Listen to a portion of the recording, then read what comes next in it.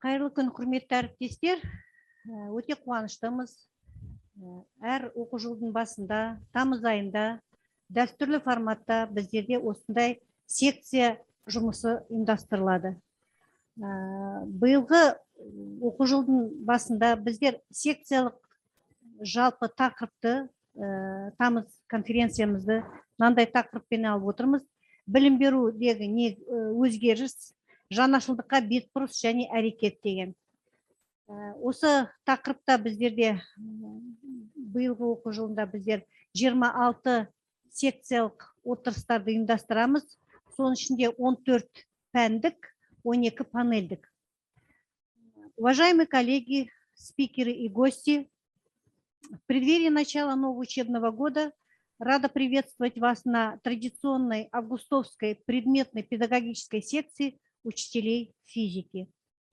Бүгінгі семинарымызда әр өңірден спикерлер өз тәжірибесімен бөлісетін болады. 2020-21 оқу жылында 437 педагогпен бастаған болатынбыз. Оның педагог мастері 3, педагог зерттеуші 74, педагог сарапшы 97, педагог модератор 92. Жоғары санатты 28, бірінші санатты 45, екінші санатты 25 және санатсыз 74 педагог бар. Биылғы оқу жылында білім сапасы 65-те 6%, былтырғы оқу жылымен салыстырған кезде 67-де 6%-ға кішкене ғана өскен. Mobile School жобасы жүзеге асырылуда. Бұл жобаның мақсаты жоғарғы оқу орындарының қамқорлығы арқылы жаңа ауыл мектептерінің білім сапасын көтеру. Mobile School жобасында Махамбет Өтемісов атындағы университеттің факультеті, филология факультеті, серіктестік мектебі, Теректі ауданы магистра жалпы орта білім беретін мектебі, физика математика факультеті, Тасқала ауданы Алтынсарин атындағы жалпы орта білім беретін мектебі, педагогика факультеті, Ақжайық ауданы Мерген жалпы орта білім беретін мектебі, және жарыстану география факультеті, Сырым ауданы Каналиев атындағы жалпы орта білім беретін мектебі, тарих, экономика және құқық факультеттері Бәйтерек ауданындағы Трехин жалпы орта білім беретін мектептерімен серіктес болып меморандумға отырып жұмыс жасауда. Бұл мобайл жобасы арқылы әріптестеріміз серіктестік жоғары білім мамандары, университеттің мамандары біздің серіктестік мектептердегі әріптестерімізбен бірлесіп, жоспар құрып, өзінің ережесіне сәйкес жұмыстануда. Олимпиадаға оқушыларды дайындайды, ғылыми жобаларға, ғылыми конференцияларға, семинарларға қатысып, білім сапасын көтеруде жұмыстануда. Бұл жобамыз біздің қыркүйек айында әрі қарай жалғасын табады. Биылғы тағы бір қуантатын жағдайымыз, біздің облыстық көлемінде біздің республикада олимпиада жүлдегерлері бар. Біздің білім инновация лицейінің оқушысы Уксутбаев Тимур 10 сынып оқушы 3-ші орынға ие болған, мұғалімі Ерназар Алмас. Және Орал қаласындағы 35-ші мектеп лицейінің оқушылары 10 сынып оқушы Голубов Егор, жүлделі 2-ші орын, мұғалімі Столярова Ольга Васильевна, және 11-ші сынып оқушы Голубов Егор 3-ші орынға ие болса, бұл мұғалімі Татаренко Елена Владимировна, бұл оқушымыз біздің дарын орталығында Олимпиада резерв мектебіндегі қатысушы оқушымыз. Бұл 7-ші сынып Олимпиада резерв мектебінде 7-ші сыныптан бері қатысушы түлегіміз 9-ші сыныпта өзінің үлкен жетістікке жетіп, біздің облысымыздың мерейін өсіріп жатыр. Сонымен қатар біздің әріптестеріміз 2018 жылы халықаралық 6-ші шығармашылық байқаудан Ақсай қаласының Бөрлі ауданы 7-ші жалпы орта білім беретін мектебінің физика пәні мұғалімі Көлекес Сандуғас Әділғалиевна 2-ші орынға ие болған, және үздік авторлық бағдарламамен осы 2019 жылы Тойшыбаева Гүлназ Ерболатқызы үздік педагогикалық идеялар фестивалінде Бөрлі ауданының 5-ші жалпы орта білім беретін мектебінің мұғалімі Акашаева Ляззат Садыковна 3-ші орынға ие болып, біздің облысымыздың мерейін көтерген болатын. Және де 7-ші халықаралық шығармашылық байқауының жаңағы 2019 жылғы жеңімпаздары Бәйтерек ауданының Мичурин жалпы орта білім беретін мектебінің мұғалімі Хайруллин Бекболат Сайлауұлы, сонымен бірге екінші орын жүлдегері Өтеміс атындағы сауықтыру мектеп интернатының физика пәні мұғалімі Мұқай Арайлым Болатқызы біздің үздік жетістігіміз болып саналады. Сонымен бірге 2020 жылы дарынды балаларға арналған мамандандырылған ақпараттық технологиялы мектеп интернатының физика пәні мұғалімі Байенова Дәметкен. Бұл кісі үздік авторлық бағдарламаның республикалық конкурсынан 3-ші орынға ие болған жүлдегерлеріміз.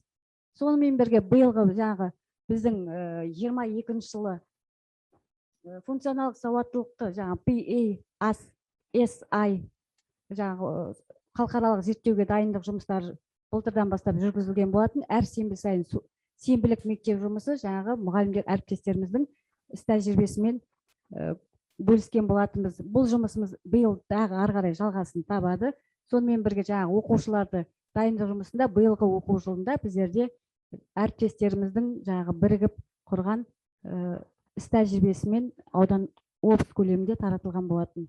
Осы кітапшаны біздер оқушыларымызды дайындауға тапсырмаларды барлығы дайындалған болатын. Биылғы оқу жылында облыс көлемінде таратылған іс тәжірибелердің бірі. Қазіргі уақытта білім беру процесін ұйымдастыруда заманауи тәсілдер мен әдістерге, технологияларға көп көңіл аударамыз. Онлайн оқудан офлайнға өтуге көмекші ретінде Edpuzzle платформасына кіріспе тақырыбында Атырау қаласы Достық білім беру орталығының физика пәні мұғалімі Қоңыратбаев Аманжан Ажабұлы өз тәжірибесімен бөлісетін болады.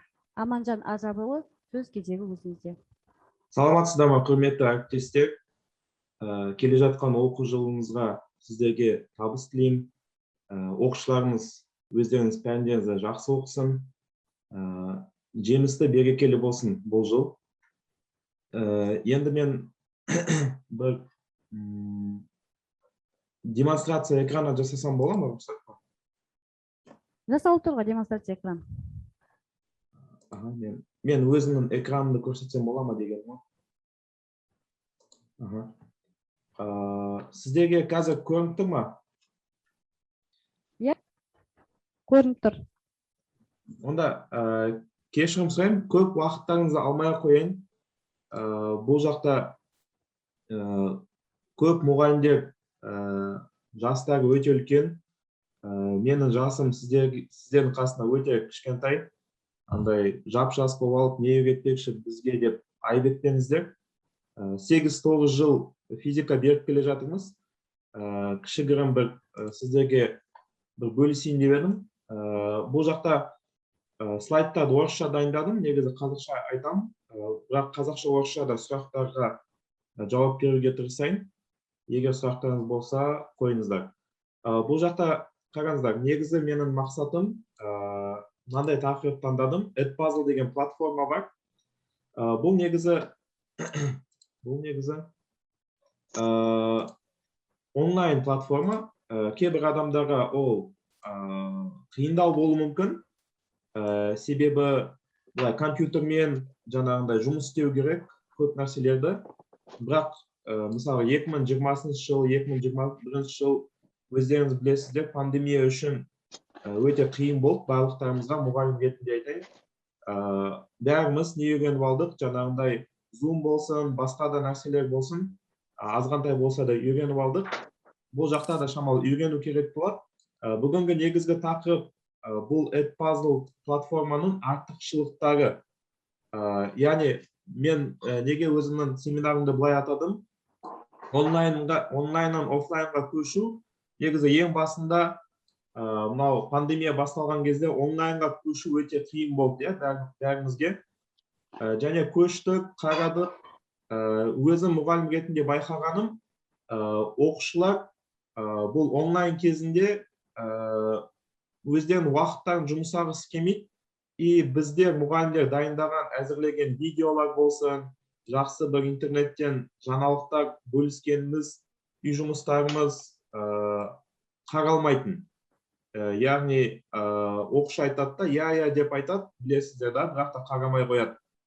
Ал енді барлық оқушылар онлайнға үйренді, енді видеолар қарай алады. Бірақ қазір біздерге егер мектепке келетін болсақ, оларды қайттан ескі бір системаға үйретуіміз қажет, немесе былай жартылай онлайн, жартылай офлайн деген болса да, мысалға онлайн біз береміз, осы тақырыпты қарап кел, үйреніп кел, келген кезде өзіміз тағы да бір түсіндіреміз да.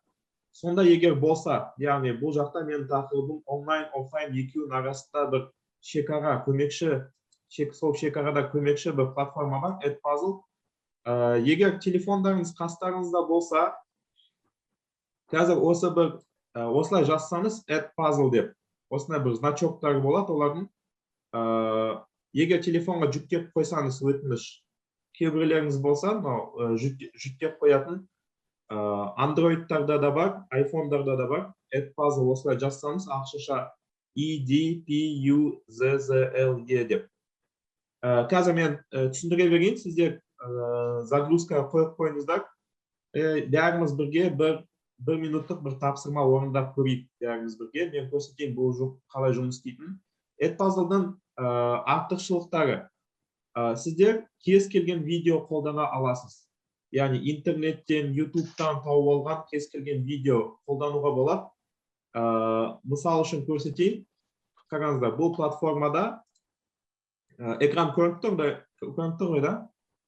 Бұл платформада сіздер интернеттен тауып алған кез келген видеоны оқушыларға әзірлеп бере аласыз. Мысалға, егер мына жаққа кіретін болса, осындай мен қазір көрсетейін қалай бұл жаққа кіру керек. Бірінші мұғалімден қорқатын нәрсесі, бұның бәрі ағылшынша жазылып тұр да. Бұның бәрі ағылшынша жазылып тұр. Бұны бүйтіп мышкамен басатын болсақ, негізі перевести на русский деген бар. Или егер компьютеріңіз не істесе, қазақша да, кажется, істеуге болады. Мына жақта әзірлеген видеоларымыз бар, басқа нәрсе бар. Мысалға, ютубтан бір видео тауып алған болсақ, мысалға, ютубта бір жақсы видео тауып алдық. Как устроен трансформатор? Мысалға, оқушылар сұрайды бізден, біз тақырып өтіп жатырмыз, айнымалы топ, оқушылар сұрайды, ол қалай? Бізде қазір қолымызда нелер жоқ, көрсететін не нәрсе жоқ та. Бірақ трансформаторлар Word-да тұрады, не тұрады. Бұл жақта егер ссылкасын копировать етсек, өзіміздің кабинетке барған кезде біз не істей аламыз? Мысалға, біздің кабинет мой контент дегенге кіргеннен кейін өзіміз қазір видео әзірлейміз. Мысалға, добавить содержимое дейміз да, создать видео. Бұл жақта көптеген видеолар шығады. Мысалға, мен бұл видеоның ссылкасын қойдым бұл жерге.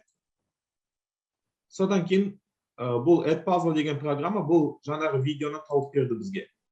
И біз мына жақта трансформатор туралы уже не істей аламыз, видео көре аламыз. И қазір көрсетем, бұл жақта сұрақтарды қоюға болады, дәл видеоға. Менің өзімнің слайдыма қайтып келейін. Негізі қараңыздар, мен қазір сіздерге бұны видеоны қалай создавать ету деген нәрсемен бастарыңызды ауыртпаймын. Себебі ютубта егер жазатын болсаңыздар, Edpuzzle деп жазсаңыздар, ютубта көптеген Edpuzzle обучение деп жаздым мысалға, и көптеген видеолар шығады, қалай видео создавать етуге болады. Негізі просто біз бөлек бұл тақырыпты талқылайтын болсақ, 1-2 сағат уақытымызды алады бұл нәрсе. Сіздер өздеріңіз үйреніп ала аласыз. Негізі менің тақырыбым Edpuzzle не үшін қолданамыз. Жаңа көрдіңіздер ғой, ютубта кез келген видеоны біз қоя аламыз. Немесе өзіміз дайындаған, өзіміз түсірген видеода болады. Немесе дайын платформалардан да қоссақ болады. Мына жақта дайын платформалар бар. Мысалға, Edpuzzle, Khan Academia, тағы басқа бір жақсы видеолар бар. Содан кейін, не үшін Edpuzzle? Егер скачкаға қойсаңызда, қазір бір сұрақтар өтеміз. Edpuzzle деген телефондарыңызға жүктеп алыңыз. Жарай ма? Регистрация жасасаңыздар болады, жасамасаңыздар да болады. Главное, телефонда бір жаңағындай приложение болса болды. Қазір бәріміз бірге бір видео жасаймыз. И сұрақтар, қараңыздар, вопросы в видео. Видеоның кез келген жеріне сіздер өздеріңіз сұрақ қоя аласыздар. яғни біз онлайн сабақ берген кезде біз немен кездестік, оқушыларға видео жібереміз, жақсы видео, жақсы дайындалған, тақырыпты керемет күшті түсіндіреді, бірақ та оқушылар оны қарамайды. Бұл жақта Edpuzzle қандай мүмкіншілік береді? Видеоны оқушы толық қарамаса, ол үй жұмысын, яғни біздің тапсырманы орындады деп есептелмейді. Яғни бұл платформа не нәрсеге бейімделген? Оқушы видеоны басынан аяғына дейін толық көріп, сіз қалаған жерге қойған, қалаған сұрақтарыңызға жауап беріп қана тапсырмаңызды орындаған болады. Яғни түсінікті ма? Айтқым келіп тұрған нәрсе, мысалға бір жақсы видео бар, тақырыпты түсіндіреді. Сол тақырып түсіндіргеннен кейін пауза қойылады да, оқушыға сұрақ қойылады.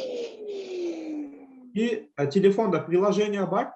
Давайте қазір соған байланысты мен сіздерге бір не жіберейін. Өтіп көріңіздер, қазір чатқа жіберейін. И так, кешіңіздер, бұл емес. Мысалға, мен әзірлеген сіздерге арнайы бір видео бар. Бұны мен сіздерге қазір не істеп берейін.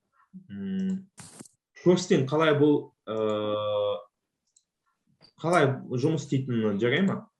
Қазір бір секунд. Сіздерге жіберіп жатырмын. Вот, осы ссылканы бассаңыз, немесе қазір апайға да жіберейін. Апай, егер общий чат WhatsApp болса, осы ссылканы жіберсеңіз. И Zoom-да да чатқа кірсеңіздер, бұл ссылканы үстіне бассаңыздар, егер приложениені жүктеген адамдар бар болса, сіздер осыны басып, қараңыздар, мынандай жерге өтуге болады. Оқушылар сіздер дайындаған видеоны былай көреді. Яғни YouTube-тан жай ғана видео, жаңа мен айттым ғой, Edpuzzle-ды үйрену үшін мен жаздым. Edpuzzle обучение деп жаздым да, и осында бір жақсы видео шықты. Как создать? Edpuzzle-мен қалай жұмыс істейтінін шықты. Енді мен оқушы бұл сіз жіберген ссылкаға кіріп, видеоны басады. Видеоны басқаннан кейін видео келе жатады.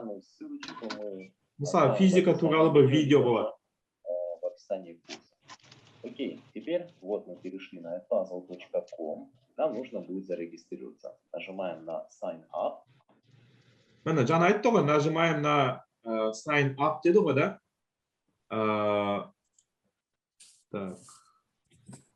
Мен орысшаға не естегеннен кейін. И мына жақта екі түрлі жауап бар, да? Sign Up или Sign In.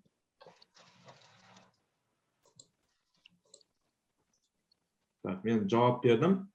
И оқушы жаңа видео пауза болғаннан кейін сұрақ шықты и жауап берді мысалға, да? И ары қарай көреді видеоны.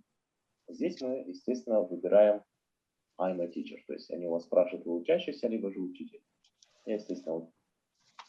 Міне, жаңағы тағы да видео тоқтады. Тоқтаған жерден видеода мысалға бір формула түсіндіріп жату мүмкін, бір заңдылықты түсіндіріп жату мүмкін.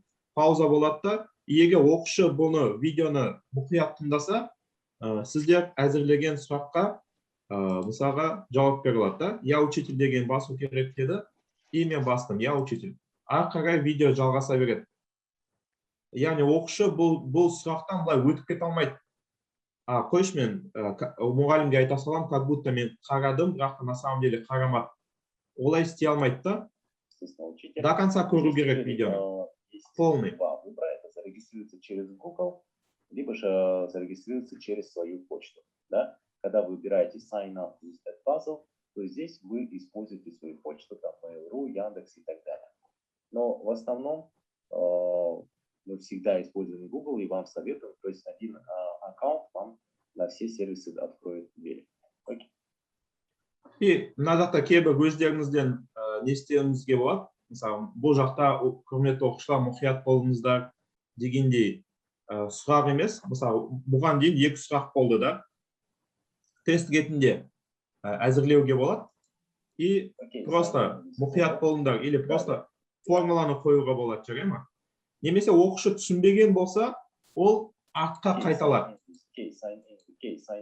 Артқа қайталады да, и қайтып тыңдай алады. Егер түсінбей қалған болса. Да, вот он, наш контент. И мысалға, тек қана тест емес, неде классикалық бір не, жауаптарды жаза алатындай оқушы деген нәрсе әзірлеуге болады. Да, мысалға бір есеп болды. Қазір балалардың бәрі тестке бір зомби болып қалды ғой, тест деп. Ал сіздер бір сұрақ қойып, мына жерге бір сұрақ жазып, мысалға жауабы қанша деп оқушыдан сұрай аласыз, оқушы өзі жауап беру керек. 15, 20, 25 деп. Одан кейін пароль деген шығады. Парольді 1, 2, 3, 4, 5-ті баса қоясыз, сонда кіресіңіз. Наш контент это то, И осылай видео бітеді. Содан кейін қараңдар, сіздер мұғалім ретінде бұл нәрсені өздеріңіз видео әзірлеп, өздеріңіз қалаған жерге, қалаған сұрақтарыңызды қойып видеоға да, приложениемен оқушы соның бәрін жауап беріп, бұл жақта көшіру деген минимумға істейді, түседі, себебі жаңағындай өздеріңіз көрдіңіздер ғой да, сұраққа жауап беру үшін не істеу керек, видеоны по-любому көру керек. И ол, мысалы, көшіруден де уже смысл қалмайды да, видеода и так-то бүкіл нәрсе дайын болады да. Сол үшін бұл нәрсені сізге кеңес ретінде беріп жатырмын, Edpuzzle. Және оқушы бұл тақырыпты түсінді ма, түсінбеді ма, сіздер жаңағындай Edpuzzle'дың ішінде, өздеріңіздің личный кабинеттің ішінде бүкіл нәрсені көре ала аласыз. Мысалға, жаңағындай сіздің видеоңызға қай оқушы қалай жауап бергенін бәрін көруге болады. Бұл жақта мысалға қараңыздар, бұл жақта бір кіресіз да и қарайсыз. Мынау мысалға оқушылардың аттары болады и әзірлеген 4 сұрақтың нешеуіне жауап берді, нешеуіне жауап бере алмады. Бүкіл нәрсе бұл жерде болып тұрады. Сіздер егер оқушы приложение скачать етіп алған болса, бұл жақта тағы да қайталай кетейін. Осындай бір YouTube-тан видеолардан үйреніп аласыз, мысалы, класс создавать етуге болады. Кейбіреулеріңіз 8-ге беру мүмкін, 10-шы сыныпқа беру мүмкін. Да, әртүрлі класстарға жаңағындай личный кабинетте класс создавать етесіздер, и бір классқа бір жаңағындай видео жібересіз. Дальше уже үйреніп алуға болады. Осындай менің сіздерге айтатыным, Edpuzzle деген нәрсе бар. Онлайн, офлайн екеуінің арасын бүйтіп былай басқарып отыруға болады. Мысалға, бүгін біз оптика тақырыбын келесі апта оптика тақырыбын өтеміз. Мысалға деп айтасыз да, и оптикадан мынау видеоны қарап келіңіздер десеңіздер, оқушылардың көбісі қарамай келеді. Біз оны онлайнға өткен кезде көрдік, байқадық. Ал егер сіздер жаңағындай Edpuzzle мен жаңағындай видео дайындаған болсаңыздар, 90% по-любому көреді. Себебі жаңағындай өздеріңіз көрдіңіздер, видео басталған кезде до конца аяқтамай болмайды. Айта алмайды уже оқушы, мен қарадым деген сияқты нәрсе болмайды. И ол бүкіл нәрсе көрініп отырады. Қай жеріне ол дұрыс берді, қай жеріне ол түсінбей қалды. Мысалға, сосын сабаққа келген кезде сіздер көріп отырасыздар. Қай жерге көп оқушы жауап бере алмады, қай сұраққа. Мысалы, 3-ші сұраққа көбісі жауап бере алмаған болса, онда не істейсіз? Сол жерден бастап сабақты бастауға болады да, сол жерді сабаққа тағы да бір түсіндіріп жіберуге болады. Құрметті мұғалімдер, басты мақсатым осы Edpuzzle қосымшасының приложениясын сіздермен бөлісу болды. Егер сұрақтарыңыз бар болса, қойыңыздар. И ссылкаларды жіберем, жаңағындай YouTube-тан қалай үйреніп алуға болатынын. Ұнады ма сіздерге былай приложение қолдануға бола ма екен, қалай ойлайсыздар? Керемет. Мына приложениемен өзіміз тағы да жұмыстанып көру керек екен. Иә, бұл просто Қызықтырады.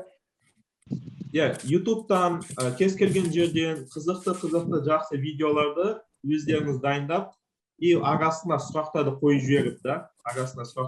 жіберіп, и бала да уже видео көріп отырып, сұраққа жауап берген болса, значит түсінді. Жауап бере алмаған болса, значит тағы да түсіндіру керек деген сөз ғой. Сау болыңыз. Сау болыңыз. Сау болыңыз, рахмет көп. Келесі сөз кезегі педагогикалық шеберлік орталығының тренері, Казталовка ауданы Беният Молдашев атындағы жалпы орта білім беретін мектебінің физика пәні мұғалімі Самғазиева Ақсамал Жұмазақызына сөз кезегін береміз. Физика пәні мұғалімдерінің пәндік құзыреттіліктерін дамыту тақырыбында өз тәжірибесімен бөлісетін болады. Барлығыңызды да бұл онлайн режимде көргеніме қуаныштымын. Енді бүгінгі сіздерге мен бір 15 минуттық уақыттарыңызды алғым келіп отыр. Жаңа оқу жылын бастауға баршаңызға сәттілік тілеймін. Барлығымызда офлайн режимде оқиық, оқушыларымызбен кездесейік деген жақсы тілек айтқым келеді сіздерге. Енді сабағымызды жаңа оқу жылында бастамас бұрын тапсырма әзірлеу кезеңдері, бағалау критерийлері, ойлау дағдылары, дескрипторлар туралы мен сіздерге бір қысқаша тоқталғым келіп отыр сіздермен бірге. Енді тапсырма әзірлеу үшін оқу материалының мазмұнын анықтау, қалыптастырушы бағалау немесе жиынтық бағалау туралы. Қалыптастырушы бағалау біз білеміз күнделікті үдеріс, үздіксіз жүретін бұл үдеріс екен. Бағалау мақсатында бұл қалыптастырушы оқушыларға оқу материалын меңгеруде дер кезінде нақты көмек көрсету үшін ықшам мазмұнды қамтитын тапсырмалар әзірлеу болып табылады. Ал жиынтық бағалауда тапсырманы мазмұнды оқушының белгілі бір оқу кезеңінде межелеген оқу нәтижелеріне қол жеткізгендігін көрсететін және соны растауға мүмкіндік беретін оқу мақсаттарын қамту. Яғни жиынтық бағалау үшін тапсырмада оқушылардың оқу бағдарламасын нақты бөлімін меңгеруге, деңгейін көрсетуге мүмкіндік беретін оқу материалдан қамту. Яғни көбінесе курстар жүргізген кезде кездесетін проблемалық сұрақтар неге болмай бұл тақырыпты алып отырмын, себебі көбінесе барлық деректемей көбі мұғалімдердің барлығы дайын тапсырмаларды алуды әдетке айналдырған. Яғни бүгінгі оқу бағдарламасына сәйкес оқу мақсатында тақырыпты бастайын деп жатқанда кез келген ақпарат көздерінде жүрген тапсырмаларды ала салады. Ол қаншалықты біздің бүгінгі оқу мақсатымызға сәйкес, біздің ойлау дағдымызға сәйкес, алдымызда отырған оқушыларымыздың жас ерекшеліктеріне сәйкес емес пе, сәйкес пе деген сияқты қиыншылықтар кездесіп тұрады. Сондықтан әр мұғалім құзыреттілігі даму үшін тапсырмаларды әзірлеудің кезеңдерін шанс болу керек екен. Әріптестер, микрофондарыңызды ажыратып қойсаңыздар, маған кедергі келтірмей микрофондарыңызды өшіріп отырыңыздар. Оқу мақсаттары бұл қайда болады? Әрине оқу бағдарламасында, ОМЖ-да, яғни ұзақ мерзімді жоспарларда. Одан кейін ойлау дағдыларының деңгейлер бойынша бағалау критерийлері. Ойлау дағдыларының деңгейі біздер 3 деңгейде қарастырамыз. Білу, түсіну, қолдану, жоғарғы деңгей дағдылары. Жоғарғы деңгей дағдыларына көріп тұрғандарыңыздай талдау, жинақтау, бағалау. Енді тапсырмалар қандай болады? Сол сабағымызда ойлау дағдысының деңгейіне сәйкес келетін тапсырмаларды біздер қалай құрастыруымыз керек? Ақпаратты түсіндіру, еске түсіру, анықтама беру, атап шығу, тану, қайта тұжырымдау, пікір білдіру дегендер, яғни біздердің білу түсіну деңгейінде болады. Білімді қолдану, мәліметтерді пайдалану, көрсету, есептер шығару, интерпретациялау бұл қолдану деңгейінде. Ал енді жоғарғы деңгей дағдыларына, яғни талдау, жинақтау, бағалауға, ашық сұрақтарға жауап беру, мәселені шешу, білімді кіріктіру, стандартты емес шешімдерін табу, сыни тұрғыдағы ойларды, аргументті пікірлерді тұжырымдау. Яғни осындай тапсырма құрастыру керек. Одан кейін бұл тапсырмаларға міндетті түрде дескрипторлар. Дескрипторлардан кейін оқу жетістігінің деңгейін көрсететін оқушының. яғни рубрикалар 3 деңгейде, балл қою кестесі, балдарға алар. Күнделікті жүретін сабағымызда үздіксіз процесс ретінде қалыптастырушы бағалаудың құрастырудың алгоритмі. Оқу бағдарламасы, оқу мақсаттары, пән. Одан бағалау критерийлер шығады. Бағалау критерийінен кейін ойлау дағдысын деңгейі шығады. Деңгейден кейін тапсырманың өзі тұрады. Тапсырмадан дескриптор, дескриптордан кейін кері байланыс. Ең бірінші кезеңіне әріптестер тапсырма әзірлеудің оқу мақсаттарына талдау жүргізіледі. Жасалыну керек. Қандай пәндік білім-біліктер мен пән үсті дағдылар күтілетін нәтижелер ретінде қарастырылады, нені бағалау керек. Міне алдарыңызда көріп тұрғандай қысым бөлімі бойынша 7-ші сыныптағы оқу бағдарламасындағы оқу мақсаттары. Бұларға қалай талдау жасаймыз? Себебі алған кезде, оқу бағдарламасынан тап сол оқу мақсатын алған кезде сіздер қандай білім-білік дағдыларды қалыптастырасыздар.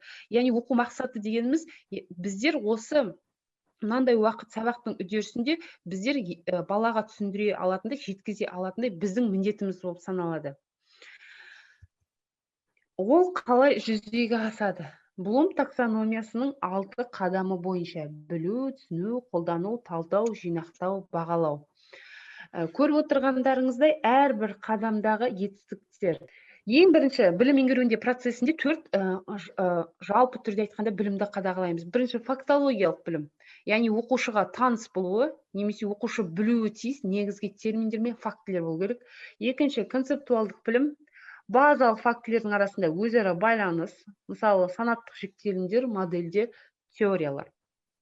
Үшіншіден процедуралық білім, тәжірибелік білім, дәлелдеулер мен тәжірибе жұмыстарын жасау, өлшеу.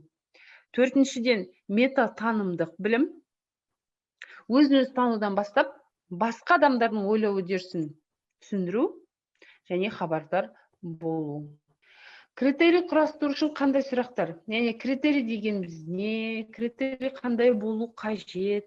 Практикада объективті бағалау бар ма? Бағалаудың шынайылығы неден көрінеді? Бағалау шынайы болу үшін қандай талаптарды орындау керек? Осындай сұрақтар жиі мазалайды.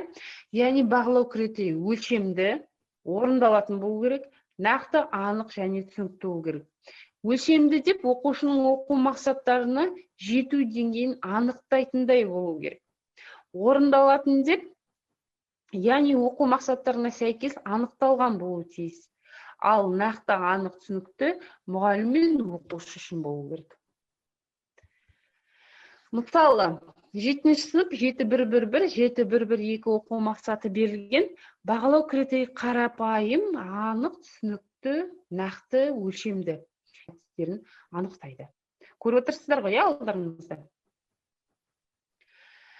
Келесі, бағалау критерий үшін ұсыныс мынандай. Бағалау критерийлерінің санын азайтыңыз, барлығын қамтуға тырыспаңыз.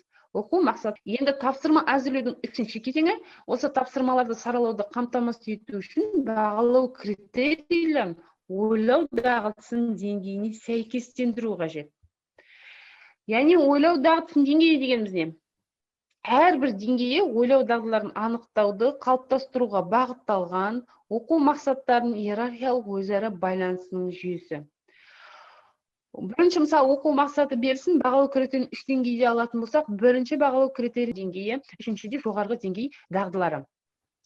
Бағалау критерийін ойлау дағдыларын деңгейлеріне сәйкестендіру үшін, мысалға 7-1-2 скаляр және векторлық физикалық шамаларды ажырату және мысалдар келтіру оқу мақсаты берсін делік. Бағалау критерийін қарапайым түрде түсіндіретін болсақ, скаляр және векторлық шамаларды ажыратады. Ойлау дағдысының деңгейі білу және түсіну.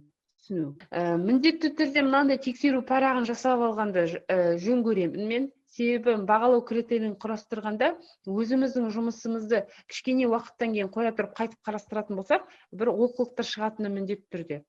Өзім мысалға осындай тексеру парағы арқылы өзімнің құрған тапсырмама қайтын өзімді тексеремін. Мысалға бағалау критерий оқу мақсатымен байланысы, бағалау критерий нақты, анық және тиянақты болуы, бағалау критерий нақты бақылау әрекетінің көрсететіндігі, яғни өлшемді. Бағалау критерий күтілетін нәтижелерді көрсететін, яғни сәйкес емес етіп өзімізге плюс минусын қойып отыруға болады. Тапсырма әзірлеудің енді 4-ші кезеңі, яғни бағалау критерий мен ойлау дағдылар деңгейіне сәйкес, енді сол екеуін ашатындай тапсырманы әзірлеу керек. Тапсырма әзірлеудің ең соңғы кезеңі 5-ші кезеңі, яғни дескриптор құрастырылады. Дескриптор дегеніміз не? Дескриптор тапсырмаларды орындау кезіндегі нақты қадамдарды көрсететін сипаттама. Дескрипторлар тапсырманы орындауға оқушыға нақты қай жерде қиын болғанын анықтауға мүмкіндік береді. Дескриптор жайдан жай құрылмау керек, мұғалім үшін де жұмыс жасау керек. Яғни оқушыңыздың қай жерде қиналатындығы туралы сіз дескриптор сізге кері жұмыс жасап тұру керек, себебі ол балаға сіз кері байланыс беру қажетсіз. Бұл оқушыларға тиімді кері байланыс беруге және қайталап оқуға арналған бағдарламалық материалдың қажетті көлемін анықтауға мүмкіндік береді. Мысалға, қалыптастырушы бағалаудың тапсырмасын дескрипторларын қарастыратын болсақ, электростатика негіздері бөлімі мынандай 3 оқу мақсатын алған, алдарыңызда көріп тұрғандарыңыздай. Енді тапсырманың әзірлеудің кезеңдері осындай кезеңдерден тұрады: жоспарлау, құрастыру, сараптама жасау, қолдану, талдау. Жоспарлауда кезеңінде бағалауға арналған құжаттар анықталады. Құрастыру кезеңінде пәннің оқу бағдарламасын спецификациясын қолдануға тапсырма әзірленеді. Сараптама жасау бөлімінде не қаралады? Яғни тапсырманың сапасын талдап, материалдар қайта қаралады. Қажет болған жағдайда тиісті өзгертулер енгізу керек. Қолдану мақсатында белгіленген уақыт пен жағдайға сәйкес тапсырмада қолданысқа енеді. Талдау кезеңінде тапсырманы қолдану нәтижесі талданып, қажет болған жағдайда өзгертулер енгізіледі.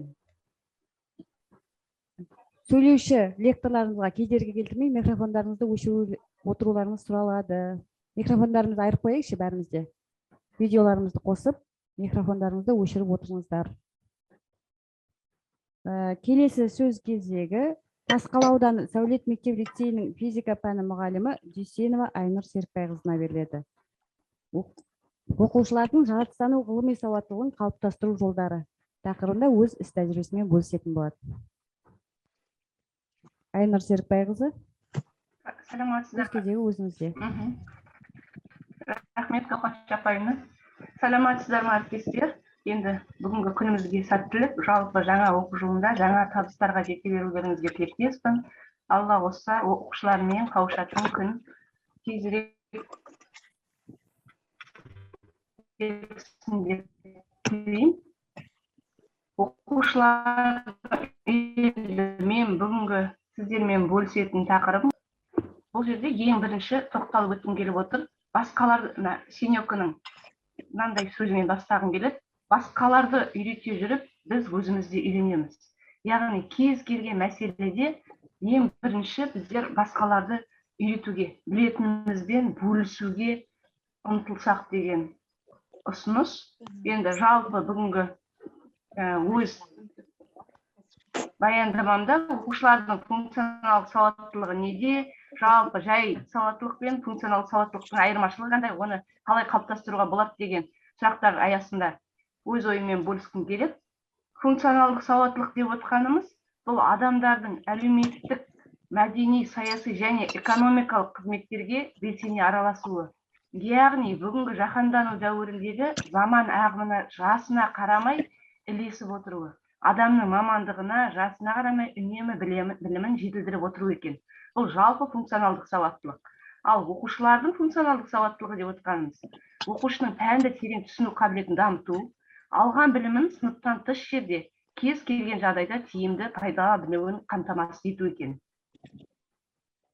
Яғни оқушылардың мектепте алған білімдерін өмірде тиімді қолдануына үйрету. Тұлғаның ең басты функционалдық сапаларына тоқталатын болсақ, ол ең біріншіден белсенділік, шығармашыл тұрғыда ойлауға және шешім қабылдай алуға, кәсіби жолын таңдай алуға қабілеттілігі. Өмір бойы білім алуға дайын тұру болып табылады екен. Ал бұл функционалдық дағдылар мектеп қабырғасында қалыптасады. Сұрақтарыңыз бар ма, әріптестер? Жақсы, рахмет, көп мағлұмат алдық. Сәлеметсіздер, рахмет. Сұрақ қоюға болады ма? Жақсы, керемет, сұрақ жоқ. Айнұр Серікбайына көп рахмет. Жұмысыңыз өте тиімді деп ойлаймын. Сізге бір сұрақ қоюға болады ма?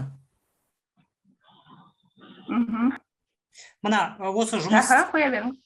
тапсырмаларыңыз өте жақсы екен. Былай қарағанда, орысша айтқанда, имеет прикладной характер дейміз ғой. Развитие функциональной грамотности. Бір-екі сөз айтып жіберсеңіз, қалай тапсырмаларды сіз құрастырдыңыз? Бұл жерде айтып өткім келеді, тапсырмаларды енді барлығын бірдей мен құрастырдым деп айта алмаймын. Бұл жерде біздермен бірге Жанатова Айжан Клинні және Закиева Гүлдана Өмирхан деген 42-ші Көнаев атындағы 44-ші мектептің мұғалімдері бар. Біздер 3 авторымыз. Және қазір мына жерде мен сіздерге қайтадан демонстрация қосып, қазір сіздерге қолданылған әдебиеттерді көрсетіп жіберейін, сол жерде түсінікті болады деп ойлаймын. Міне 3 автор 44-ші мектеп гимназиясының мұғалімдері. Мына қолданылған әдебиеттерді көрсеткім келіп отыр, оны факультатив курсының төменінде де бар.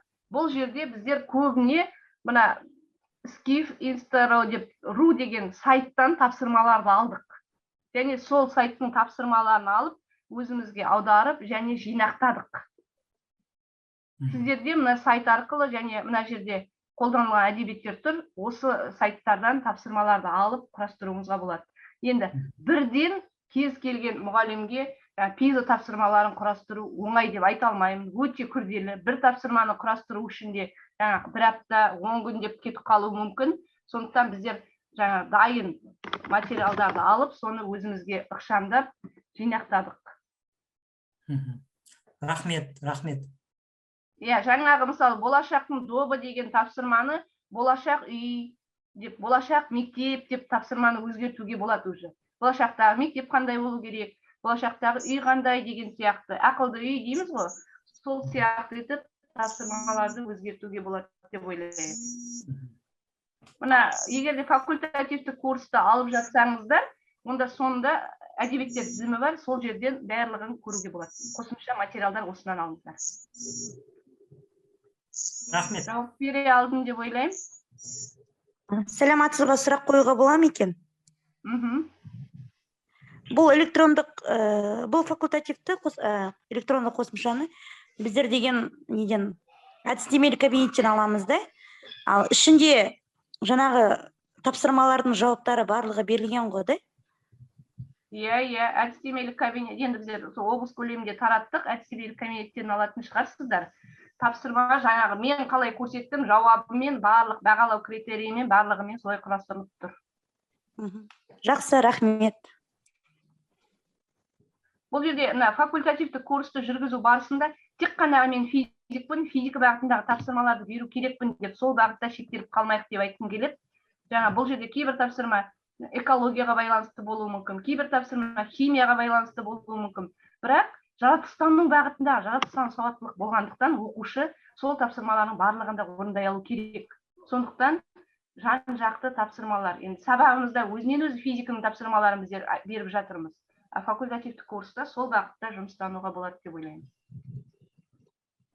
Мәліметіңізге рахмет, көп түсінікті болды. Рахмет, Айнұр Серікбайқызы. Сұрақтарыңыз жоқ болса, рахмет. Әріптестер, сұрақтарыңыз бар ма тағы да? Жоқ. Жақсы, рахмет тағы да Айнұр Серікбайқызы. Онда ары қарай семинарымызды жалғастырамыз. Келесі сөз кезегі Орал қаласындағы номер 42-ші Ақниет мектеп гимназиясының физика пәні мұғалімі Кәрімғалиева Анаргүл Нұрпейісқызына береміз. Физика пәнін олимпиадаға әзірлеудің әдіс тәсілдерімен өз тәжірибесімен бөлісетін болады. Бұл әріптесіміз Олимпиада резерв мектебінде жаңағы оқушыларымызға сабақ береді. Бұл кісінің сабақ берген оқушысы жаңағы республика көлемінде 3-ші орынға жетістікке жетіп, жаңағы облысымыздың деңгейін көтеріп отыр. Анаргүл Нұрпейісқызы, сөз кезегі өзіңізде. Сәлеметсіздер ме? Рахмет. Әріптестер, жақсы естіліп тұр ма сіздерге? Жақсы. Мен кездесіп отырғаныма онлайн болса да қауышып отырғаныма қуаныштымын. Енді физика пәнінен олимпиадаға әзірлеудің әдіс тәсілдері деген тақырыпты алатын болсақ, әрбір мектеп мұғалімінің алдында тұрған міндеттердің бірі оқушыларды олимпиадаға, түрлі пәндік жарыстарға дайындау. Барлық мұғалімдер, әсіресе жас мұғалімдерді ойландыратын сұрақтардың бірі оқушыларды олимпиадаға қалай дайындауға болады, немесе неден бастау керек деген сұраққа жауап беру. Мен бүгін осы сұрақтарға жауап беруге тырысайын. Енді ең алдымен физика олимпиадасының дайындалудағы негізгі қиындықтар қандай? Бірінші қиындық материалды өте кең қамту. 5 жыл бойы зерттелген 7 мен 11 сыныптар аралығында мектеп физика курсын тиімді меңгеру қажет. Физиканың барлық бөлімдерін оқу және оның теориясының бастамаларын қарастыру әрине бұл дайындықты көп уақыт қажет етеді және кем дегенде оқу жылы керек болады. Екінші қиындық физиканы оқу, ойды жинақтау. Физикада тиімді зерттеу ережелерді, формулалар мен алгоритмдерді оқу емес, ойдың ойлау факультетін іске қосып, жинақтап, түрлендіре алып табылады. Енді үшінші қиындық математикамен тығыз байланыс. Физика ғылымын жан-жақты білу, заңдылығын игеру жеткіліксіз. Сонымен қатар қарапайым математикалық әдістерге де сенімді болу керек. Біздің балалар ұсынған деңгейдің стандартты емес тапсырмаларын нашар шешеді. Бұл себептердің бірі мектептерде оқушыларды физика олимпиадасын дайындаудың арнайы жүйесінің болмауы. Оқушылардың физика олимпиадасының дайындығы ерекше болу керек екенін баса айта отырып, мынаны нақтылайық. Ол ұзақ мерзімді, жан-жақты, жүйелі және мектеп бағдарламасынан да, оқыту әдістер жағынан да ерекшелену керек. Енді мен сіздерге мына слайдта мектепте физика курсын оқығанда негізгі біздің беруге міндетті бұл әдістемелік хат 2020-21 жылғы әдістемелік хаттан алынған, ал олимпиадаға дайындау курсы болған жағдайда онда неге қандай бағыттарды білу керек екеніне көңіл бөліп қойғанмын. Енді өзімнің іс тәжірибемен таныстырайын сіздерді. 2018 жылдан бері Дарын қосымша білім беру орталығындағы резерв олимпиадаға дайындаудың резерв мектебіне жасап келемін. Сол кезде алған 7 сынып оқушыларым биыл 10 сыныпқа барайын деп отыр. Ең алдымен біздер дайындық барысында пән олимпиадасына бағдарлама дайындап алдық. Ол бағдарламаны мен төменде сіздерге беремін. Өздеріңіз бұл бағдарламаны алғаннан кейін сыныпқа, топқа, апталық сағатқа байланысты өзгертіп, жоспар жасауға болады. Және жоспарда онда уақыты мен күні белгіленеді. Егер бағдарламаңыз дайын болатын болса, онда материалдар дайындау керек. Ол үшін 90-ға жылға дайындауға болады. Әрине, егер сіз алғаш бастап отырсаңыз, 90-ға дайындалғаныңыз жақсы. Негізі біздер бағдарламаны 490-ға бөлдік. Соған байланысты жоспарында тақырыбын, теориясын ең алғаш дайындағанда 90-ға дайындадық. Келе-келе жылдар байланысты оны толықтырып, қайтадан қарап шығып, және оны реттеуге болады. Енді қандай әдіс тәсілдер? Жаңа айтып өттім, мектептегі әдіс тәсілдерден бұнда ерекше болу керек. Біріншіден, олимпиадаға дайындар алдында 8-9 сыныптардан топтар дайындаған дұрыс. Әр топта 5-7 оқушы болады. Болып алсаңыз, өзіңізге ыңғайлы болады. Көп жағдайда біздер физикаға бағытына жақсы, физика мен математиканы жақсы меңгерген, немесе физика болашақта мамандығын физикамен байланыстыратын оқушыларды алуға тырысамыз. Бұл енді сыныпты жағдай. Негізі сабақ 80 минуттан болғаны дұрыс.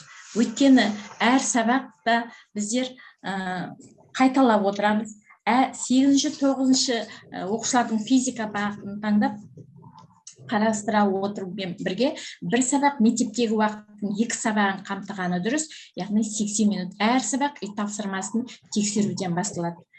Математика мен физика пәндерін оқыту ең алдымен жаттығулар шешу болып табылады. Оқушы тапсырманы ойластырып жатқанда оны біраз уақытқа қалдырған дұрыс. Яғни ол негізі оны бақылап, қайтадан жаңа бағыт беріп идея ұсынған дұрыс. Енді физика мен математика тығыз байланысты болғандықтан математика сабағын міндетті түрде жүргізу керек.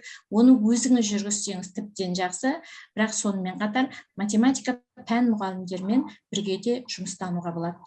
Сынып үй тапсырмасын күнделікті беріп отырамыз.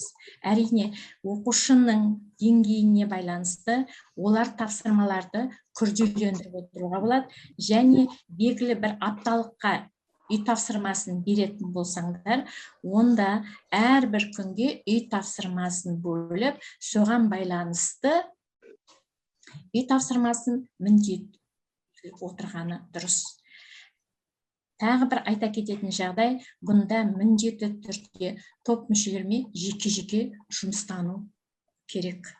Деңгейіне қарай материалдар дайындау керек, және әрбір оқушының меңгерген тақырыбына, тарауына, теориясына тапсырмаларды күрделендіріп отыру қажет. Енді түрлі жарыстарға қатыстыру бұл оқушыларды шыңдайды. Соның ішінде оқушылар арасында, сол топтағы топтар арасында, мектептер арасында және қалалық облыстық пәндік жарыстарда бұнымен қатыстыру отыру баланың одан әрі дамуына үлкен жол ашады. Сонымен қатар тағы бір айтып кететін жағдай, онлайндық олимпиадалар физикадан қатыстырумен қатар математиканы да бірдей меңгеру үшін оқушыны бұнда да олимпиадаға қатыстыру керек. Әрбір жылдан кейін қорытынды жасап отырсаңыз тіптен жақсы. Бұнда осында жеткен жетістіктермен қатар кеткен қателерді талдау маңызды. Өйткені келесі жылға немесе келесі 90-ға сіз дайындалғанда бұл қателерді кетірмеу үшін, ол қателерді болдырмау үшін тағы да тапсырмаларды, теорияларды шыңдай түсу керек. Енді айтып кететін болсақ, негізгі бағдарламалар 2018 жылы Дарын қосымша білім беру орталығы жанындағы Олимпиада резерв мектебінің физика пәнінен 7-8 сыныптарының оқушыларын оқытуға арналған үлгілік оқу бағдарламасы шықты. Облыс көлемінде таратылды. 2019 жылы Батыс Қазақстан облыстық резерв Олимпиада мектебінің физика пәніне оқу бағдарламасы 7-10 сыныптар арасында жасалып, бұл да таратылды. Бұл екі бағдарламада осы физика пәнінен резерв мектебіне беретін физика пәнінен мұғалімдермен бірге отырып жазылған бағдарлама, дайындалған бағдарлама. Ал 2020 жылы физика пәнінен түрлі олимпиадаларға дайындаудың оқу бағдарламасы 7-11 сыныптар арасында, яғни авторлық бағдарлама шықты. Бұнда бұл бағдарламаның барлығында да негізгі бөлетін жағдай олимпиадада кездесетін түрлі жарыстарда пәндік кездесетін тақырыптар қарастырылған, және сонымен қатар соңғы бағдарламада халықаралық деңгейде, республикалық деңгейде қаралатын тапсырмаларды тақырыптары кең түрде жақсы жазылған. Әрине бұл бағдарламаларды өз сыныбыңызға, тобыңызға, өзіңіздің мектебіңізге, балалардың оқу деңгейіне қарай өзгертіп, өзіңізге реттеп, жинақтап алуыңызға болады. Енді олимпиада күнтізбесінде бұнда олимпиада аталуы беріледі, яғни мектепшілік олимпиада, әрине бұны мен өзім жай алып отырмын, оны толықтыруымызға болады ары қарай. Бұл қалалық олимпиада, онлайн олимпиадасы, математикадан онлайн олимпиадасы, сонымен қатар облыстық олимпиада, республикалық олимпиада деп күнін өзіңіз көрсетіп белгілі бір жазып отырсаңыз, осыған оқушыларды қатыстырып отыруыңызға болады. Яғни бұл олимпиада күнтізбесін жасау сіздерге нақты қай күндері болады және соған қалай қатыстыру күнде мәлімет беріп отырады. Енді қорытынды жасай кететін болсақ, республикалық олимпиададан биыл Дарын қосымша білім беру Олимпиада резерв мектебінің 9 сынып оқушысы Васюра Руслан 3-ші орын алып келді. Республикалық олимпиаданың облыстық кезеңінен осы 9 сынып оқушыларының ішінен 4 оқушыны айтуға болады. Бұл Васюра Руслан, Сұлтангереев Әлішер 2-ші орын,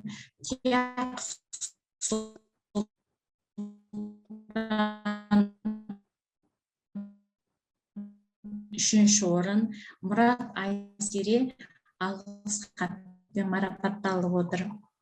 15-ші облыстық апельсин 2020 физика-техникалық турнирінің үздігі физик экспериментатор Ермек Арена, жаратылыстану математика бағытында пәндер бойынша республикалық жасөспірімдер онлайн олимпиадасының жүлдегері Жүніс Шалтманы айтуға болады.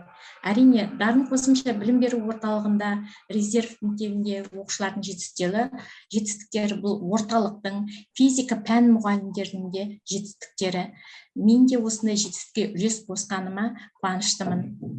Соңғы мұғалімнің жетістігі жөнінде айтатын болсақ, бұл онлайн олимпиадада балаларды, оқушыларды қатыстырған жағдайда алған құрмет грамотам. Әрине, сонымен қатар өзім оқушыларды дайындағандықтан өзім де міндетті түрде басқа жаңағы олимпиадаларға қатысып отырғаным ол тиімді деп ойлаймын. Сондықтан мына соңғы алған сертификаттарым бұл математика республикалық олимпиадаға қатысқаным және соған байланысты мүшелік билетімді де қойып отырмын. Яғни бұнда мен айтқым келеді, мұғалімдер де оқушылармен бірігіп қатысып отырса, бұл да бір үлкен жетістік. Енді қолданып жүрген оқулықтардың тізімін беріп отырмын. Бастапқы физикаға олимпиадасына дайындаламын деген мұғалімдерге көмек ретінде алуға болады. Бұл оқулықтардың барлығында интернет жүйесінен өзіңізге жаңағы алуға болады. Және мына соңғы Всесоюзная олимпиада по физике дейді, задача московских городских олимпиад по физике деген екі оқулық, яғни қазір соңғы жылға байланысты жаңадан толықтырылып шыққан жаңа оқулықтар бар. Менің айтайын дегенім қысқасы болса, ойларыңызға болады. Жақсы, Анаргүл Нұрпейісқызы, сұрақтарыңыз бар ма, әріптестер? Сұрақ жоқ болса, келесі сөз кезегі Түркістан облысы Созақ жалпы орта білім беретін мектеп гимназиясының ғылыми әдістемелік жұмыстар жөніндегі орынбасары және информатика физика пәнінің мұғалімі Қадырқұл Роман Алауұлына беріледі. Роман Алауұлы, сөз кезегі өзіңізде. Саламатсыздар, құрметті Батыс Қазақстандық әріптестер. Мынау жаңа оқу жылдарыңыз құтты болсын. Бәріңізге дендеріңізге саулық, амандық тілеймін. Жаңа оқу жылында шәкірттерге жоғары сапалы білім бере беріңіздер деп тілектес боламыз. Мен мынау Алматы кітап баспасының топик платформасы бойынша сіздермен бүгінгі баяндамам осы тақырыпқа арналған. Жалпы бұл алдыңғы біздің ОПИК деп айтып жүрген платформамыз болатын.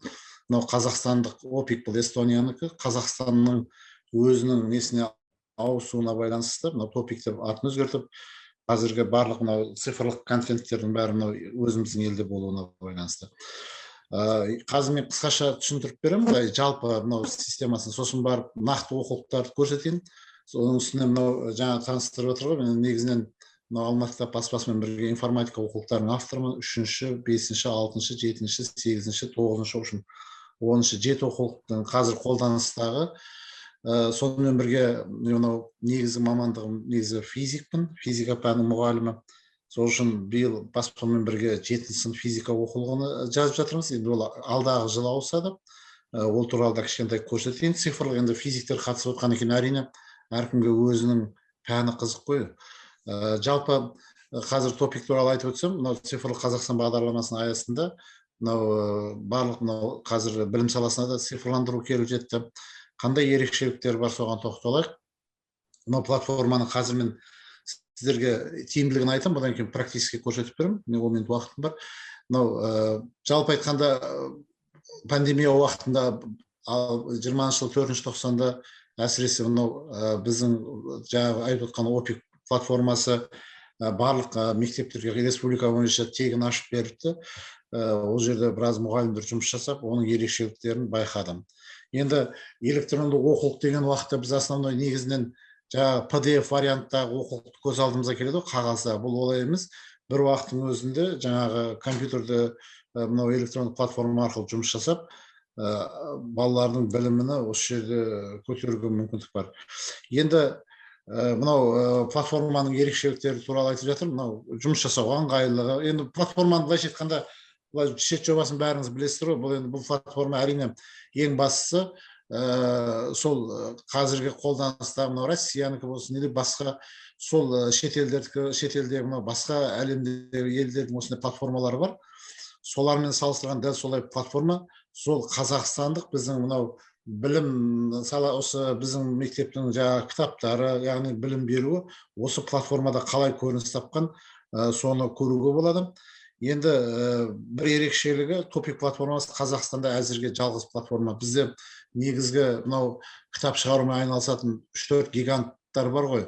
Осы бүгінгі таңда Алматы кітап, бұл ертерек бастады, 2018 жылдан бастап осы платформаны жасауға кірісіп, бәрінен алдын әрекет жасап отыр. Атамұра бар, жаңа Арманпова, мектеп, мынау үлкен баспалар, тағы да бірнеше баспалар бар, бірақ қазіргі үлкен сол ең осы Қазақстанды кітаппен қамтамасыз етіп отқан баспалардың ішінде осы Алматы кітап баспасының платформасы ерекшеленеді. Енді қазір ерекшелігін көрсетіп өтем, мынау жалпы бір уақыттың өзінде мысалға жеке адамдарда бұны сатып алуына болады. Бұл енді әрине ақылы платформа. Ата-аналар жеке сатып алуына да болады. Сонда бір семьяның бала шағасы, сол қанша баласы болса да, сол бәрі бір уақытта қолдануына мүмкіндік бар. Енді мынау жалпы енді маған көрсетпегесін көрсетіп жатырмын. Платформаның ерекшелігі жалпы мысал үшін қараңыздар, 300 оқушыға дейінгілерге мысалға 408 мың дейді, бір жылға бұл. Сонда бір оқушыға бір жылға 500-600 теңгеден артық неге түспейді. Бұл енді коммерциялық жағы, енді шын мәнінде платформаның өзіне тоқтайын, қандай ерекшелігі бар. Жалпы соның ішінде платформада мынандай екі түрлі мүмкіндік бар жұмыс жасайтын. Жалпы жеке сатып алып та бұлай жұмыс жасауға болады. Мына платформаны қараңыздар. Мына топик платформасы, жаңа өзінің арнайы парольмен кіреміз. Бұл жерде қазірдің өзінде толықтырылып жатыр. Мына қазіргі бүгінгі таңда осы топик платформасында тұрған оқулықтар. Әсіресе мына бастауышта балалары, немерелері бар ата-аналар болса, мұғалім ата-аналар болса, бұл өте тиімді. Бұл жерде қараңыздар, мына көру бар и тағайындау бар. Мына тағайындау дегені бұл мектепте пайдалануға болады. Мысалы, мұғалім сабақты тағайындап, осымен жұмыс жасауына болады. Ал енді мына көруді, мысалы үшін қараңыздар, математика 1-ші бөлім. Қарап тұрсаңыздар, міне, мен жалпы бұлай бір көрсетіп кетейін.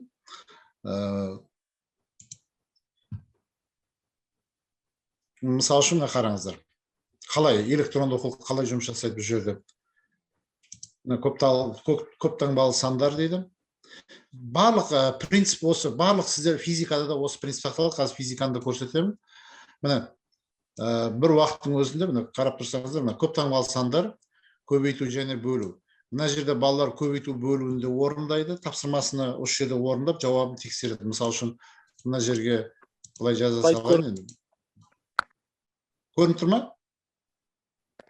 Слайд көрініп тұр. Слайдтың беттері ауыспайды. Слайд па? Қазір кешіресіздер. Қарамаппын ғой. Мына қараңыздар. Енді көрінді ме? Иә, көрінді. Математика 1-ші бөлім, иә. Жалпы мен кешіресіздер, мен неғып кете беріппін ғой, өзіме көрініп тұрған екен. Мына қараңыздар, мына топик платформасының жалпы көрінісі осы. Мынау парольмен кіреді, мына көріп тұрсыздар. 3 тілде орыс, қазақ, ағылшын. Сосын мына жерден арнайы пароль алады жаңағыдай. Мысалға, бұл жерде бұны мұғалімдер сатып алмайды, мектеп сатып алады. Жаңа айтып отқан бір мектепке 500 мыңға алатын болса, мысалы 300 баласы бар. Ал енді анау 2000 баласы бар мектептерге 500 мың сондай болу керек. Сонда солы бүкіл мектеп осыны пайдалана береді. Өздерінің арнайы парольмен, ішінде біреу не бол администратор болады. Мына осы кітаптар жаңа айтқан, мына жерде қарасаңыздар, информатика, основной, география, басқа да баспаның оқулықтары кіреді бұл жерге.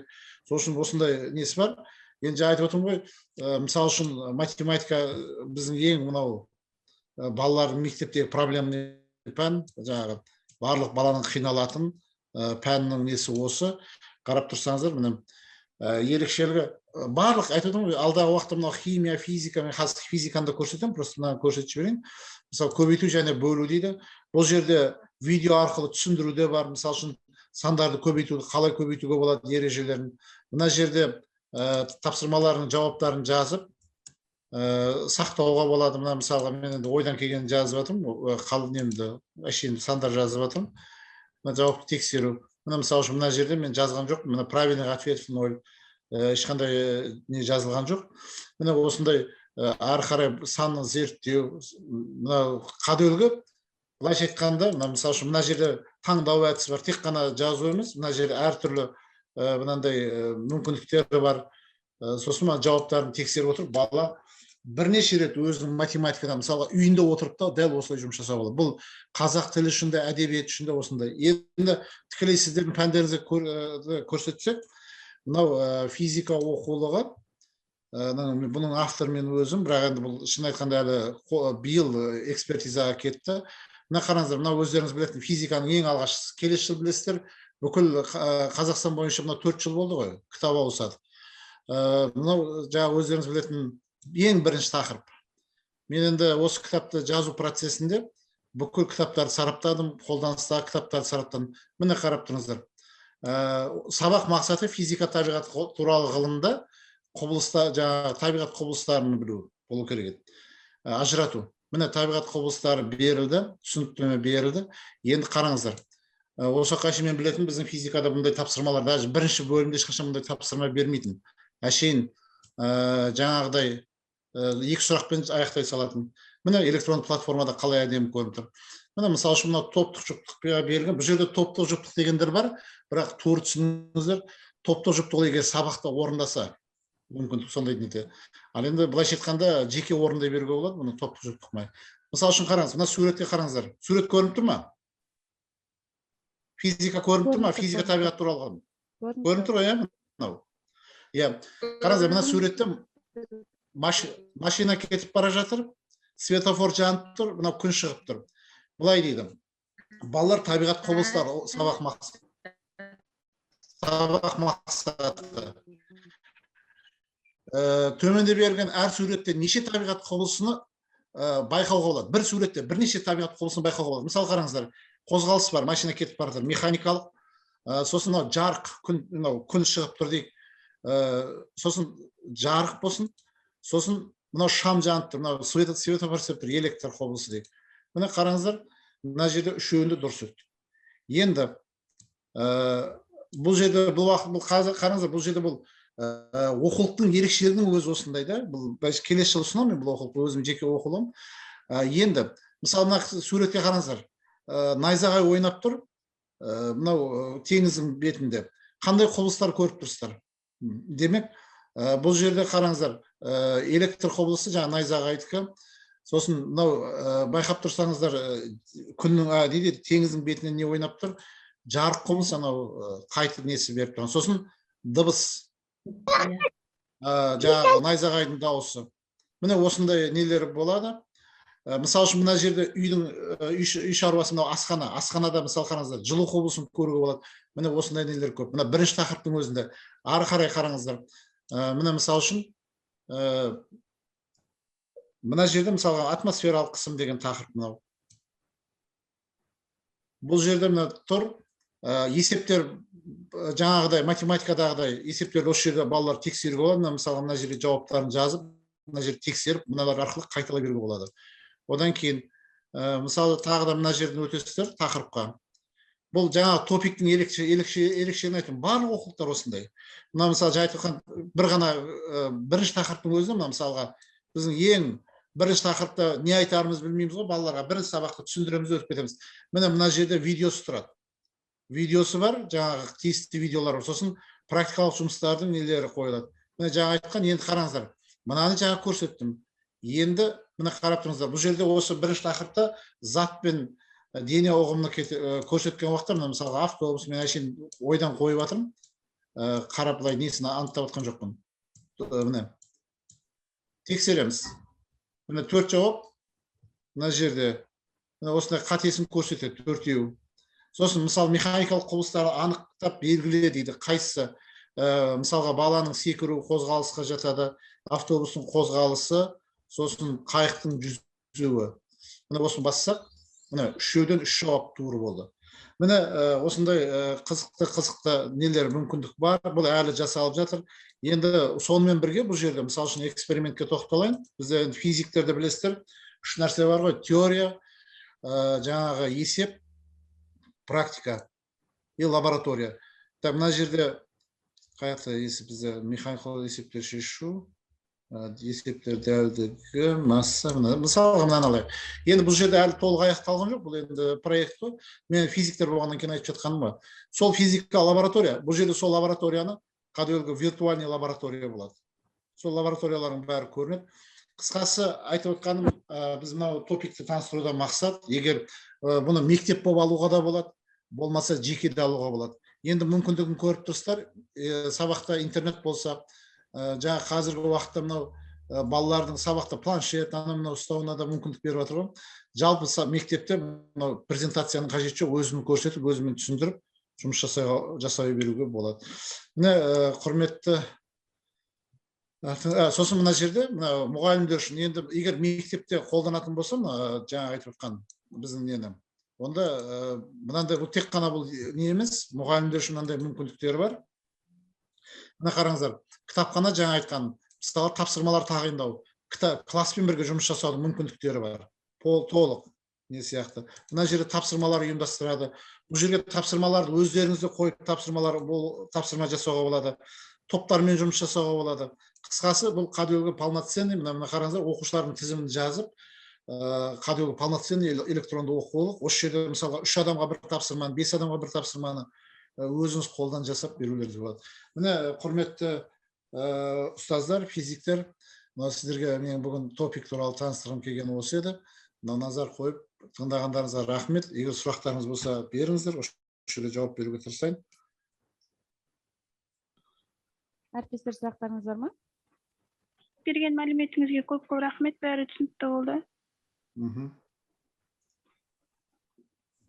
Сұрақ жоқ болса, мен қазір осыдан шығып кетемін. Мынау рахмет тыңдағандарыңызға.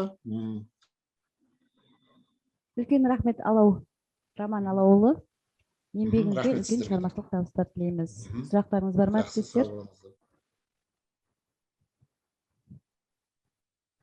Сұрақ бар ма, әріптестер?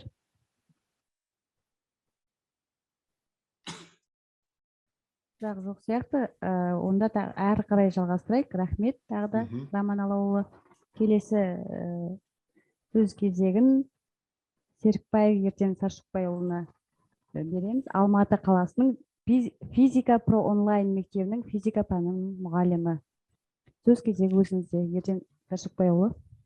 Иә, тыңдап тұрмын. Саламатсыздар ма, құрметті әріптестер, құрметті мұғалімдер, құрметті Батыс Қазақстан облысының жұртшылығы, қауымы. Мен Алматы қаласынан хабарласып жатырмын. Не үшін сіздердің жиналыстарыңызға кіріп кеткенім өзіме қызық болып тұр, бірақ сонда да бұл жақтағы бәріміздің ниетіміз бір жақсы нәрсемен бөлісу. Мен енді сіздерді көрген кезде өзімнің бір туған жерімді көргендей бір сондай бір сағынышпен еске түсіремін. Өзім 3 жылдай Орал биылда жұмыс істедім. Сол жылдары 2016-18 жылдары жұмыс істедім. Ол жылдары жаңағы айтылып өткендей Олимпиада резерв мектебі, білесіздер, сол жылдары құрылды. Сол құрылған кезде біз сол мектептің құрылуында жаңа сметасын жасап, соның барлығын мектепті нөлден бастап құруға бір үлесімізді қоса алдық. Енді оған өте қуанамыз. Қазір мынандай нәтижелер болып жатыр екен. Өте керемет, өте қуанып жатырмын. Құрметті әріптестер, енді мен сіздер күні бойы бір нәрсені тыңдадыңыздар, шаршаған боларсыздар. Сол үшін мен сіздердің уақыттарыңызды, энергияларыңызды алып отырғаныма алдын ала кешірім сұраймын. Бірақ сіздерге айтатын нәрсем барлығымызға пайдалы болады деген үміттемін. Енді мен мына жерде негізінде экранымды бөлісейін десем, мына экранды бөлісуге болмайды дейді. Бірақ қатты маңызды емес. Қазір мен демонстрация. Демонстрация. Мен сөндіп тастасаңыз, сонда мен өзімдікін көрсетем қазір. Так, мен қазір енді көрсететін жаңағы кісілердің кәдімгідей дайындап қойған слайдтары секілді слайд емес, көріп отырсыздар ғой, 2020 пандемия кезіндегі ой деген көріп отырсыздар ғой да. Көрініп тұр ма, әріптестер? Көрініп тұр. Все. Енді мен қысқаша не туралы айтатынымды айтайын. Менің қазіргі сөйлейтін тақырыбым жалпы халықаралық білім беру, жеке білім беруге шығу, жалпы не үшін керек, қандай плюстары бар, сол жайлы айтамын сіздерге, бәлкім сіздерге пайдалы болады. Енді мен өзім бұл тақырыпқа қалай келдім? 20-шы жылы енді бәріміз пандемияның кезінде білеміз, енді ойланып қалған болатынбыз, жалпы өзі не болып кетті деген сияқты, өмірдің мәні неде деген секілді, мен не істеп жүрмін деген секілді, менде өзімде қатты сондай ой болды. Неге өйткені мен енді өте қатты ойланып жақсы көремін. Мысалға мектептегі енді жұмысымды әріптестерім бағалағанның өзінде де менде мынандай сұрақ мазалады. Біз мұғалім ретінде неге өзімізді мынандай интроверт, экстраверт деп неге не істемейміз, былайша айтқанда?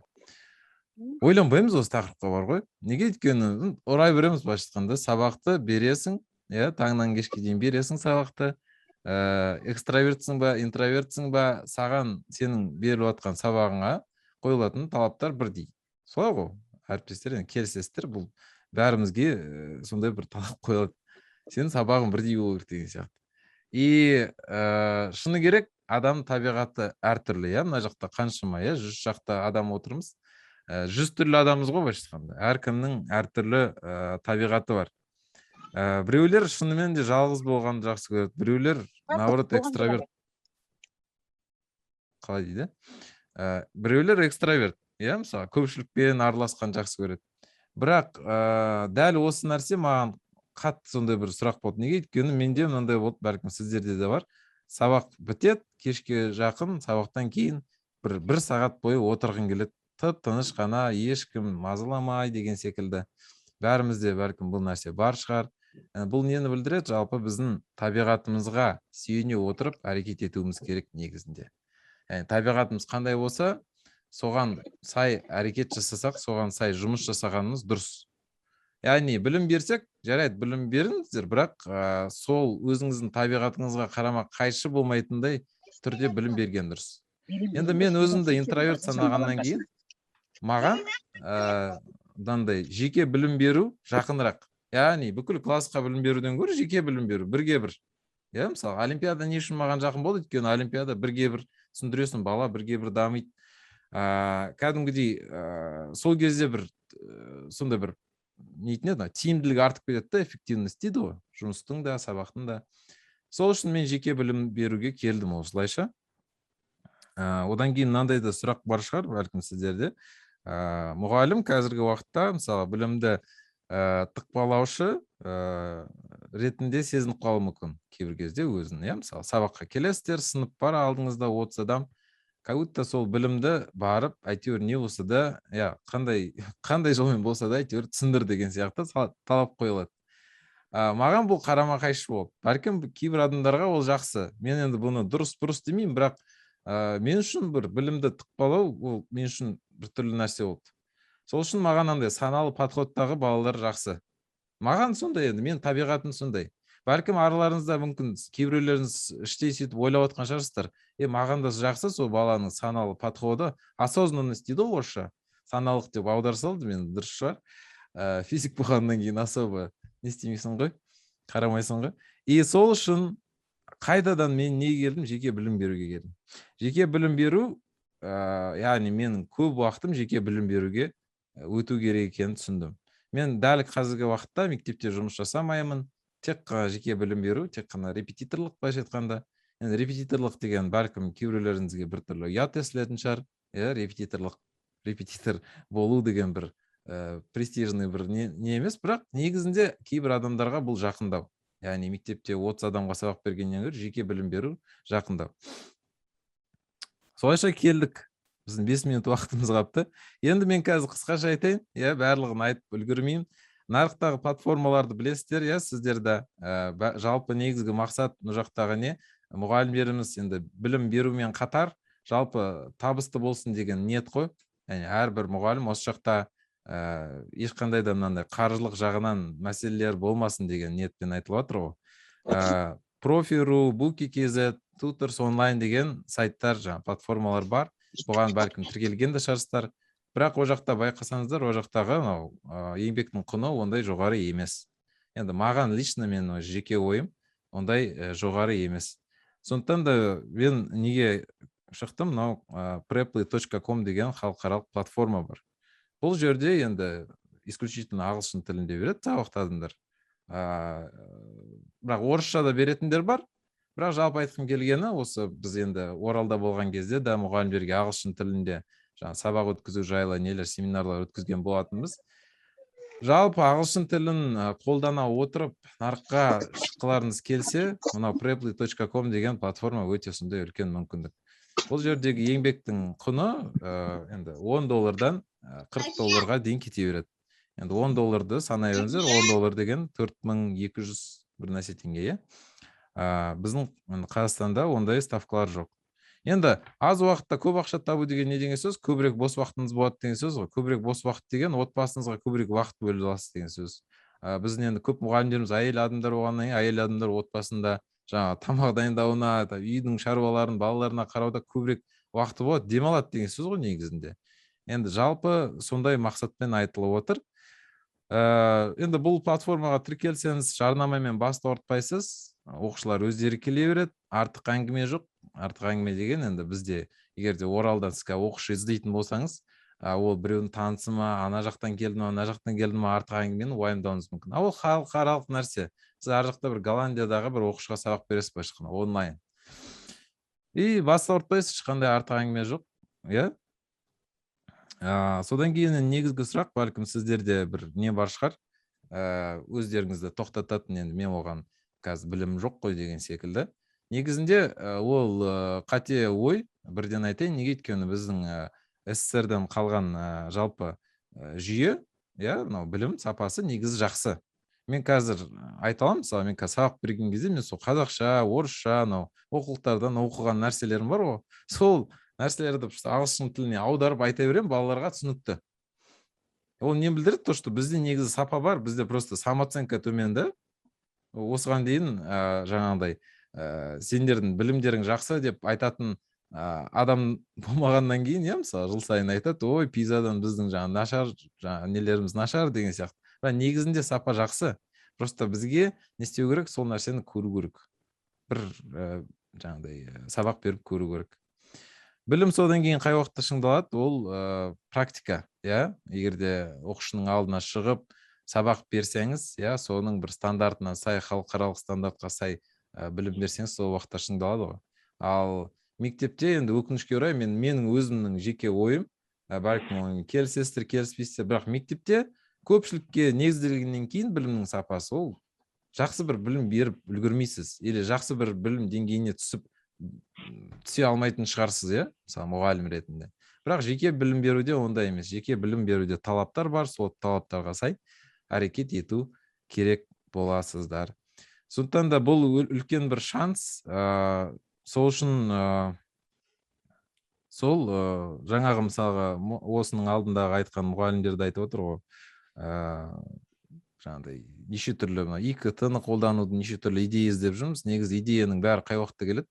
Оқушымен тығыз қарым-қатынаста келеді ғой. Оқушының интерестері, оқушылар немен өмір сүріп жатыр, қазіргі заман балалары не деп жатыр. Соларды естіген кезде өз автоматически идеялар келеді. Сабақта слайдқа не қосасыз, немесе жаңа қазіргі заманның шетелдік оқулықтары бар, оларды оқысаңыз, онда шынымен көзіңіз ашылады. Біздің Қазақстандағы СССР-дің кеңістігіндегі кейбір оқулықтар тым қиын. Бірақ шетелдегі оқулықтарды қарасаңыз, ол жақтағы біздің қиналып түсіндіріп жүрген тақырыптарыңыз оп-оңай түсіндіріледі. Сол. Жалпы айтқым келген осы, енді мен көп сіздерге бұл нәрсені түсіндіре алмадым. Егерде жаңағыдай сұрақтарыңыз болса, мына жаққа қойсаңыздар болады. Егерде толығырақ ақпарат алам десеңіздер, кейін байланысқан шығам десеңіздер, мынау сайт. Назарларыңызға рахмет. Уақыт алып ұзатып жүрген болсам, кешірім сұраймын. Сұрақтарыңыз бар ма, әріптестер? Жақсы, онда сау болыңыздар. Рахмет, Ерден Сәрсекбайұлы. Өз тәжірибеңізбен бөліскеніңіз үшін еңбегіңізге үлкен жетістіктер тілеймін. Рахмет. Биылғы оқу жылы офлайн түрінде жаңағы оқушылармен бетпе-бет оқытылатын болады. Енді ары қарай білім сапасын көтеру мақсатында бірігіп жұмыстанып, жаңағы еңбектеріміздің биік шыңдарынан көріне берейік деген тілек білдіргім келеді. Баршаңызға үлкен рахмет. Өз тәжірибелерімен бөліскен әріптестерімізге және жаңағы қатысушы әріптестерімізге үлкен алғыс айтамын. Сессия жұмысы аяқталды. Барлығыңызға рахмет, сау болыңыздар.